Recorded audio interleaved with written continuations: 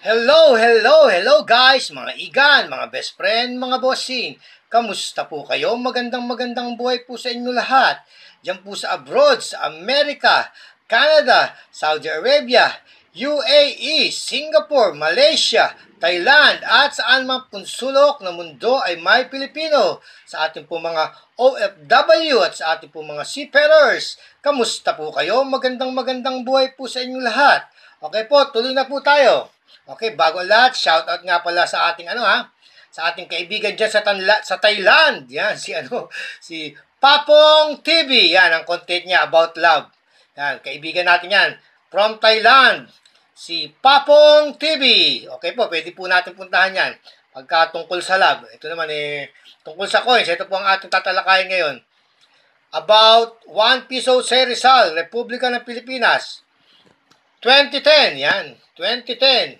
Mangyari ito kasing 2010 na to Ano po siya, napaka-low minted po siya. Kumbaga sa ang niya, mas mababa pa siya sa 2005. Ito, hahanapin na po ito ng mga ng mga kolektor.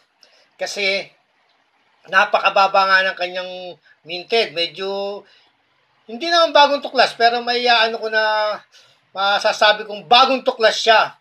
Kasi mas mababa ang minted niya sa 2005, kung mas sisikat siya.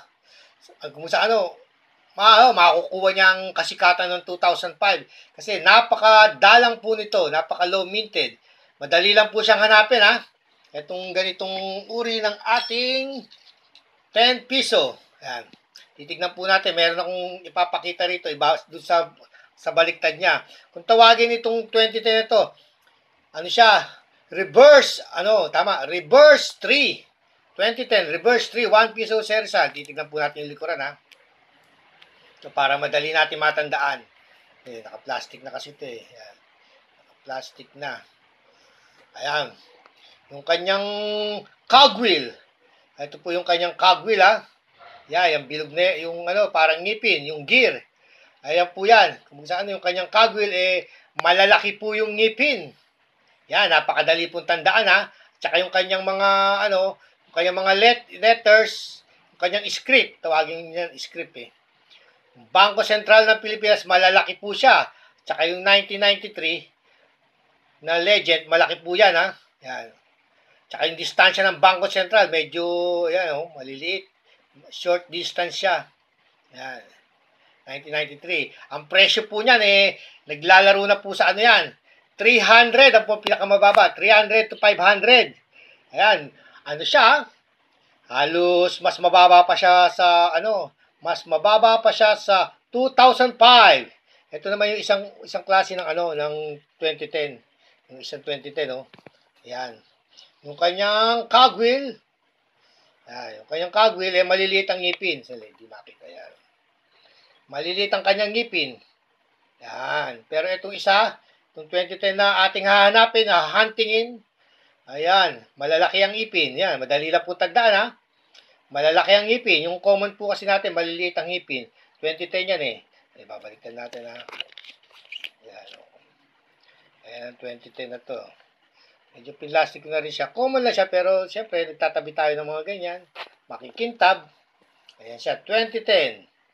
Pareho siyang 2010, Wala nang pinagkaiba sa harap, Maganda siya, Ayan, 2010. Mga naka-plastic na. Bali dun sa likuran. Dun siya nagkatalo talaga. Tsaka sa letters, itong 2010 na common, ang letters niya, medyo, ang kanyang distansya, malalaki ang distansya niya. Kasi dito sa isa. Itong isa, Ayan, Bangko. Tingnan niyo po yung kanyang bangko. Yun, maliliit ang letters nitong isa. Napakababa po na minted yan, itong letters niya to, Bangko, ito, laki ng letters niya, Bangko Sentral. Bangko Sentral, yan, baka hindi napansin yung mga 2010, Ang dami siguro lumampas sa inyo, kaya lang, bihira lang talaga yan, Bihira makakita ng ganyan. Mas mababa pa siya sa minted ng 2005. Yan. Titignan naman natin sa kay Numista. Titignan naman natin siya kay Numista, Kasi si Numista, may mga frequency po kasi yung record. Hindi naman po galing sa Central Bank ang kanyang mga record. Galing po yan ang kanyang mga ang kanyang mga datos, records, galing po sa mga member, mga nagsasubmit po ng mga may mga nagsasubmit sa kanya ng mga datos, mga ng coins. Yan, kay Numista, pupunta na po tayo kay Numista, ayan ha. Yan, madali natin matatandaan yan, ayan no. Yung kanyang cogwheel, no? Malalaki ang ngipin itong hahanapin natin, itong hahantingin natin, no? Yan. Tsaka yung araw niya yata, mas malapad yung maigsi yung kanyang race, no? Ito, mahaba, tsaka maliit yung mukha nung araw, no? Oo, yung araw, no? Maliit ang mukha. Ito, malaki ang mukha, no? Ayun. Pumunta na po tayo kay Numista para medyo nagtatagal tayo. Kay Numista. Maraming salamat sa mga record ni Numista. Kanya mga datos, masipag magano si Numista. Kaya, Numista, numismatic, yan, mga mahihilig sa coins. Yan. 1 piso, magnetic. Puntahan po natin ng 2005. Puntahan natin ng 2005, ha? Yan. Ito yung ng reverse 3, yan, ang palatandaan ng reverse 3. Yung 2013 natin, reverse 3 yan, Lahat, 2013, reverse 3, ayan, ang kanyang palatandaan. Makikita niyo, pagka pasyal-pasyalan yung sinumista. Punta po tayo sa 2005. Ayan, ang 2005. 2005, ang taas na ng tinakbo ng niya, verify niya, 753, yung pinakamababang presyo niya. Pagka independently, mas mataas pa. Ayan, ang kanyang frequency sa presyo ng 2005. Ayan po ang kanyang minted, yung frequency ng kanyang minted, no? 1.1. 1.1 po, Pupuntahan naman po natin ng 2010, Yung kanyang, yung kanyang 2010.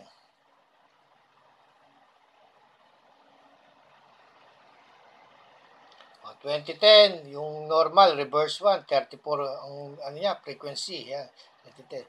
Punta tayo doon sa natin, pinaka-target natin. Ayan, ang 2010, dalawang klase siya, pero reverse 3, pero ayon sa pagkakasulat ni Numista, dalawang klase, Pero yung talagang pinakamababa, yung talagang sinasabi niya, reverse 3, reverse 3, 0.10%, napakababa po ng kanyang mintage, no. Kaya mas tataas pa ang presyo niya sa mas tataas pa ang presyo niya dun sa 2005 na rare na yata ngayon, hard to find talaga. Mas tataas ang presyo niya dahil sa kanyang minted, low minted 0.10. Ang 2005 ilan ang 2005? Yan.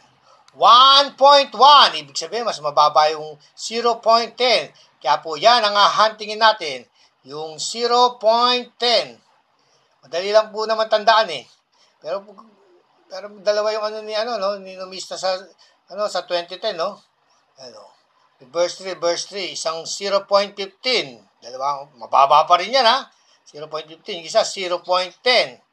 Yan, ang ating pong hahantingin na coins Ito po, tandaan po, yung ngipin yan lang ngipin na yan, 2010. Makita nyo lang yung matatangkad ng ngipin ng yan. Matatangkad ng ngipin ng kagol. Ay, kagwil. Kagol. Kabulbul na si host. Dikit natin dito yung normal. Yan.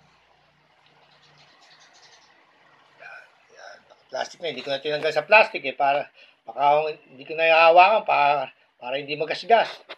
Ayan po ang kanyang cogwheel, Ayan, makikita natin, para ma-master natin. Hindi kasi, ayan, ito, medyo maliit yung ngipin. Ito, malaki. Ito nga ang tingin natin. Tsaka yung kanyang 1993, malaki ang letters niya, Ito, maliit, Ito po ang tingin natin, Sige, mag-focus tayo sa ating hahanapin na 2010. Ayan. Kanyang mga katangian. Ayan. Pagka nakakuha po kayo niyan, itabi nyo lang po. Baka meron kayo. Tabi nyo lang po muna. 300 to 500 na po ang niyan, Ang pinaka-presyo po niyan, Hindi na po bababa sa 300 yan dahil napakababa po ng kanyang minted. Yan. Okay po. Sana po yung nakapagbigay ako ng kaunting impormasyon. kaunting aliw para sa pangungulekta ng coins. Ang mahalaga, alam natin kung magkano ang value, presyo ng mga coins na ating hawak. Okay po, hanggang sa muli po. Lagi po nating tatandaan, ang mga barya ay bahagi ng kasaysayan. At tayo po ay bahagi ng kasaysayan ng Pilipinas. Bye for now. Don't forget to subscribe.